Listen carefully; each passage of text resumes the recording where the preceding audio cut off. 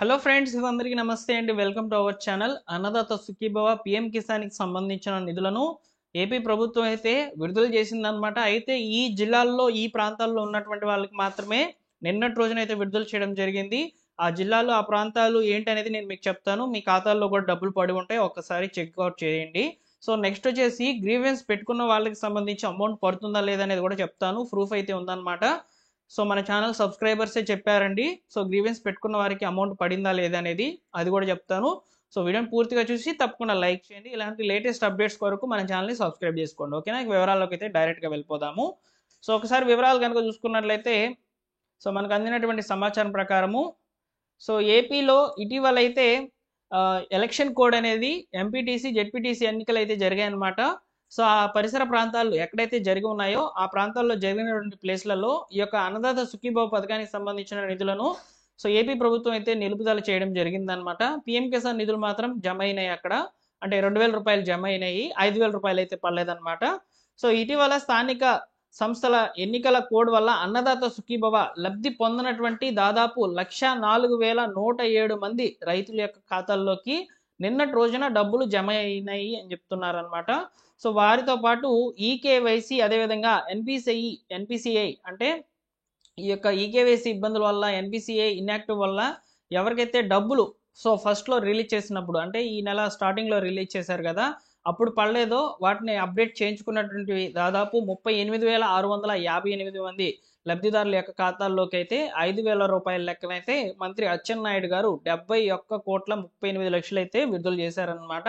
So వారి యొక్క ఖాతాల్లోకి అయితే డబ్బులు అయితే జమ అయినట్లు ఇక్కడ మనకు చెప్తున్నారు. సో వెబ్సైట్లో అయితే చెక్ చేసుకోండి.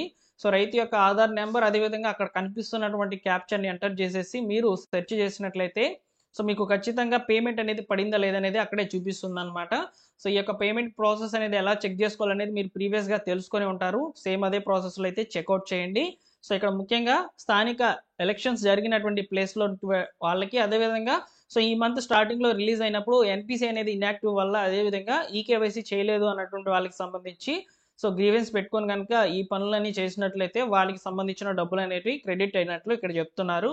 ఇక్కడ మీరు గమనించినట్లయితే ఏ ప్రాంతాల్లో వాళ్ళకి ఎలక్షన్స్ జరిగాయి అనేది కూడా ఇక్కడ మనకు సమాచారం అయితే ఉందన్నమాట. చూసుకోవచ్చు.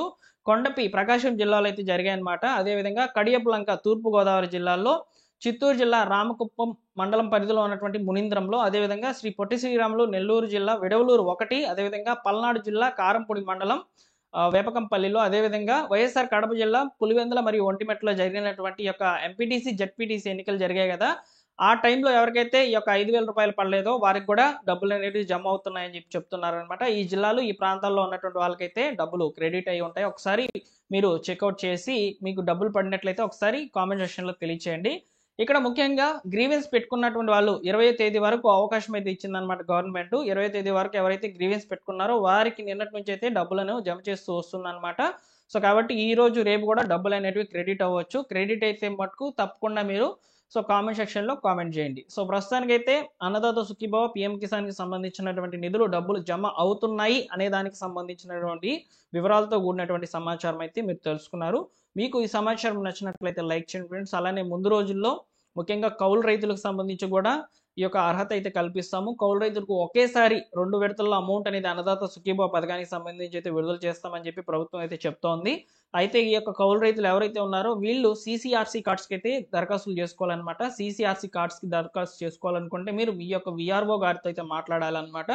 సో ఆ యొక్క CCRC కార్డ్స్కి ఎలా అప్లై చేయాలనేది నేను నెక్స్ట్ వీడియోలో ఖచ్చితంగా చేస్తాను. మీకు అందరికీ ఉపయోగపడే విధంగా రైతులకు సంబంధించి ఏమైనా ప్రభుత్వ పథకాలు వచ్చినప్పుడు తప్పకుండా తెలియజేస్తాను. మీరు గమనించినట్లయితే ఫసల్ బీమా యోజన పథకానికి సంబంధించిన డబ్బులు కూడా క్రెడిట్ కావడం జరిగింది. దాని మీద కూడా సమాచారాన్ని అయితే తెలియజేశాను. ఇలా మీకు అందరికీ కూడా ఉపయోగపడే సమాచారాన్ని తీసుకువస్తూ ఉంటానండి. సో మన ఛానల్ని సబ్స్క్రైబ్ చేసుకొని రెగ్యులర్గా అయితే ఫాలో అవుతుండండి. మొత్తానికి అన్నదాత సుఖీభావ పథకానికి సంబంధించి పెండింగ్లో ఉన్నటువంటి డబ్బులు అయితే విడుదలైనాయి. అదేవిధంగా ఎవరికైతే ఎన్పిసిఐ అనేది ఇన్యాక్టివ్, అదేవిధంగా ఈకేవైసీ అప్డేట్ చేసుకున్నటువంటి వాళ్ళకి సంబంధించి కూడా డబ్బులు క్రెడిట్ అయినాయి. ఓకేనా? సో మీరే చెక్అవుట్ చేయండి. చెక్అవుట్ చేసి తప్పకుండా మీకు అమౌంట్ కనుక పడినట్లయితే ఒకసారి కామెంట్ సెక్షన్లో తప్పకుండా మెసేజ్ రూపంలో తెలియచేయండి.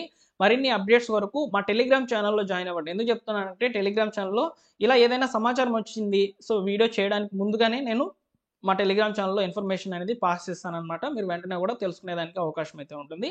డిస్క్రిప్షన్లో అయితే లింక్ ఇస్తున్నాను. తప్పకుండా టెలిగ్రామ్ ఛానల్లో జాయిన్ అవ్వండి. మరొక ఇంపార్టెంట్ వీడియోతో మీ ముందుకైతే వస్తాను. Thank you for watching.